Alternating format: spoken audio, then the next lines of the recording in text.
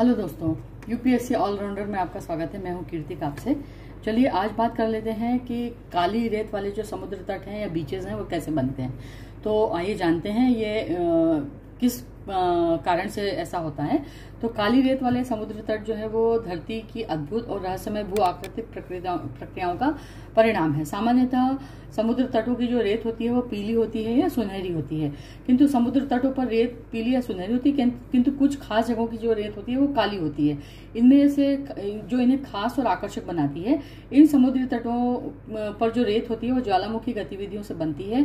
जब ज्वालामुखी फटता है और उससे निकलने वाला लावा समुद्र में जाकर के ठंडा होता है या ठंडा होकर के लावा टूट करके छोटे छोटे टुकड़ों में बदल जाता है, तो यही टुकड़े जो है वो रेत का रूप धारण करके समुद्र तट पर जमा हो जाते हैं।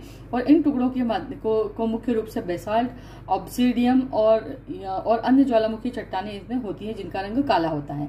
तो दुनिया में सबसे प्रसिद्ध काली रेत वाले समुद्र तट जो है वो हवाई में पाए जाते हैं। हवाई का जो पुनालाउ करके बीच है वहां पर ये इस तरीके के काली रेत वाले बीचेस हैं। इसके अलावा आइसलैंड के विक नाम का एक समुद्री तट इसमें शामिल है। इन तटों पर रेत न केवल उनका रंग में अनोखी है बल्कि स्पर्श में भी ये मोटी और थोड़ी सी भारी लगती है।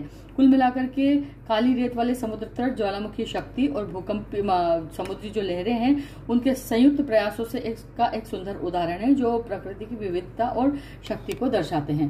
तो अगर आप भारत की बात करते हैं तो भारत में कहाँ पे ये पाए जा सकते हैं। तो भारत में अगर आप ने गुजरात पर का सूरत के पास में अगर आपको जाना हुआ होगा तो सूरत के पास में एक छोटा सा पुर्तगीज एक बहुत पुरानी कॉलोनी है जिसका नाम डुमस कहा जाता है और उसको हॉन्टेड बीच भी कहा जाता है। तो उस डुमस का जो बीच है, अगर कभी आपको उधर जाने का मौका मिले डुमस बीच पर, तो वहां पर आप देखिएगा, वहां पर भी हमारे यहाँ काली जो वहां की रेत है वो काली पाई जाती है। और वहां पे काली रेत पाई जाने का क्या कारण है, तो एक तो वहां पर ताप्ती जो है नर्मदा और ताप्ती जो है वो वहां पे एस्चुरीज बनाती हैं। और आपको पता है कि जो नर्मदा है और ताप्ती जो है ये दोनों जो नदियां हैं ये कहाँ से निकलती हैं, ये निकलती हैं अपना सतपुड़ा और विंध्याचल पर्वत श्रृंखलाओं से।